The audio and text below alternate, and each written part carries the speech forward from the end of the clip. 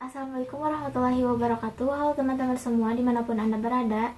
Kembali lagi bersama kami dari percetakan KNS Production Bandung nih guys.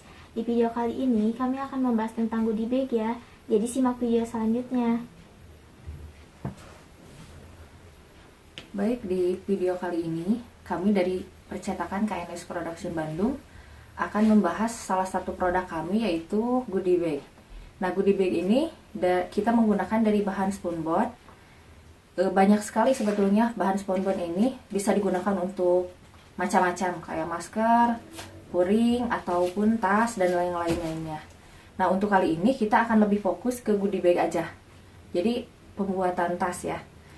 Nah, dari bahan spunbond ini termasuk ke dalam salah satu kain puring. Jadi beda dengan bahan yang biasa. Jadi ini termasuk puring sintetis yang sering juga disebut dengan pur kertas atau kain kapas. Nah, jadi bentuknya seperti ini, beda dengan kain yang biasa. Kain spunbond ini salah satu contohnya seperti ini. Beda dengan kain yang biasa ya. Nah, ini itu berserat, kainnya berserat, agak kaku tapi halus. Nah, bentuknya seperti ini, agak kaku tapi halus. Nah, berdasarkan tingkat ketebalan, kain spunbond ini ada beberapa macam. Mulai dari yang 50 gram, 75 gram, dan 100 gram. Nah, sekarang di video kali ini saya akan lebih membahas ke yang 75 gram karena penggunaannya untuk tas. Jadi kita lebih detail membahas tentang kain spunbond yang 75 gram.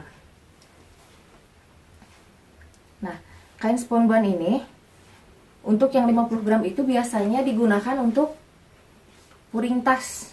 Nah, mungkin untuk para cewek pada tahu ya, kalau misalkan kita membeli tas, biasanya suka dilapisi lagi dengan tas yang tipis.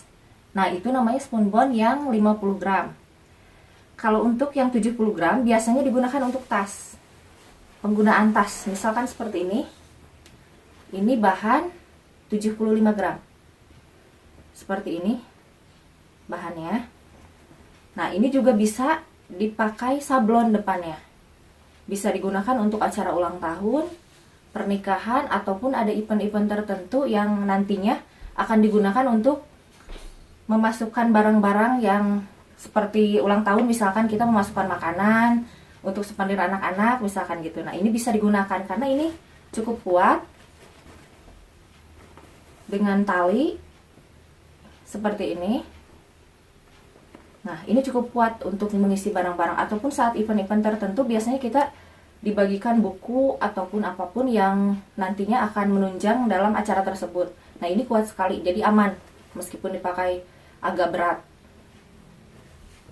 Tapi kalau misalkan kita akan menggunakan untuk bahan belanja, barang untuk dipakai untuk belanja, biasanya kita menggunakan yang 100 gram karena lebih tebal dan lebih kuat lagi. Untuk belanja, misalkan kita belanja ke supermarket itu butuh tas yang lebih kuat lagi kan, dan lebih besar. Biasanya kita menggunakan yang 100 gram. Nah, contohnya seperti ini. Dan untuk bentuk-bentuknya ada macam-macam selain yang tadi. Ada juga seperti ini untuk tentengannya. Nah, ada juga yang dipadukan, misalkan mau dua warna seperti ini bisa. Warna-warnanya banyak pilihan sesuai kemauan kita dan sesuai kebutuhan kita. Nah, ini bisa pakai logo aja, bisa logo dengan tulisan, bisa apapun dituangkan di sini ya dengan sablon. Nah, selanjutnya, jadi tas spunbond ini sekarang udah mulai banyak yang menggunakan karena tas ini kan ramah lingkungan. Terus dicucinya mudah. Jadi bisa digunakan berkali-kali, tidak sekali pakai langsung buang. Kayak plastik kadang kita seperti itu ya, kalau sehabis belanja kita pakai, pulang langsung dibuang dan itu akan menambah sampah plastik. Jadi dengan menggunakan tas spunbond ini kita sudah bisa mengurangi sampah plastik dan juga bisa digunakan berkali-kali. Nah, untuk supaya tas-tas kita ini tetap bagus, bertahan lama, ini ada caranya ya untuk memelihara tas ini supaya tetap bagus dan bisa bertahan lama. Dan kayak ini, sablonnya itu bisa kuat. Gimana sih caranya untuk supaya kita bisa lama, tas ini bisa bertahan lama gitu. Nah, salah satunya yaitu tas ini saat kita cuci harus menggunakan air hangat supaya tidak merusak kainnya. Mungkin bisa aja pakai air dingin, cuman kalau air hangat itu lebih bagus ya, lebih kuat gitu. Nah, sebisa mungkin gunakan sabun cuci yang cair. Sabun cuci cair seperti sampo itu lebih bagus karena lebih lembut dan ini tidak akan merusak serat-serat ininya, serat-serat kain ininya. Itu lebih bagus menggunakan sampo. Jika ingin membersihkan noda, misalkan ada noda yang cukup membandel, kita sikatnya harus pelan-pelan. Karena kalau misalkan kita sikat seperti kita menyikat baju, ini otomatis akan merusak serat-serat ini. Dan itu pastinya akan membuat bahan ini cepat tipis dan nantinya akan mudah robek. Nah, jika ingin dicuci harus keseluruhan, jangan sebagian-sebagian. Misalkan, mau cuci yang kotornya saja, nanti akan berubah ke warnanya juga. Kalau misalkan hanya sebagian saja, sebagian sini misalkan dicuci, tapi yang lainnya enggak karena enggak kotor. Jadi sebaiknya kalau kotor, dicuci aja semua dengan menggunakan sampo tadi supaya rata atau menyeluruh bagian bersihnya itu. Nah, selanjutnya keringkan tas, jangan langsung di bawah terik matahari.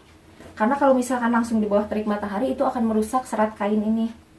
Jadi biarkan kita itu menjemur di pinggir saja. Kalau misalkan di rumah nggak harus yang terkena sinar matahari banget, jadi di pinggir aja, cukup di angin-angin. Jadi kena sinar mataharinya nggak langsung. Nah, ini juga akan membantu merawat baik itu warna ataupun serat kainnya. Nah, kalau misalkan merasa sudah cukup kering, kita angkat dan lipat. Setelah dilipat, kita simpan di tempat yang cukup kering. Karena kalau misalkan lembab, ini akan mudah berjamur. Jadi sebaiknya kita simpan di tempat yang kering. Nah, yang terakhir, tas ini supaya tetap bagus ya, rapihkan tas. Misalkan lecek seperti ini. Gimana caranya supaya bagus lagi seperti ini? Bisa ini disetrika, tapi harus menggunakan alas. Tidak boleh kita menggunakan setrika langsung ke tas ini. Karena bisa saja setrikaan yang panas nempel ke sini itu akan langsung nempel gitu, langsung ke ini. Bisa jebol. Kalau misalkan kita menggunakan setrika langsung ke sini bisa jebol, ketarik si serat-serat ininya.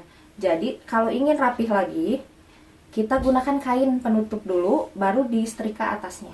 Nah, nanti akan bagus lagi seperti ini. Akan rapih lagi. Nah, mungkin itu salah satu cara bagaimana supaya tas-tas kita bisa bertahan lama dan tetap bagus. Nah, mungkin itu aja penjelasan untuk tas bonbonnya. Nah, itu tadi penjelasan tentang goodie bag-nya guys. Kalian bisa banget bikin goodie bag ini buat acara ulang tahun kalian, syukuran, atau misalnya kalian pas mengadakan event-event tertentu. Dan bisa banget di hari pernikahan kalian sendiri guys. Biar goodie bag ini bisa menjadi kenangan di hari spesial kalian. Sampai ketemu di video selanjutnya ya guys. Jangan lupa like, comment, and subscribe. Dan share video ini ke teman-teman kalian semua. Sampai jumpa, terima kasih.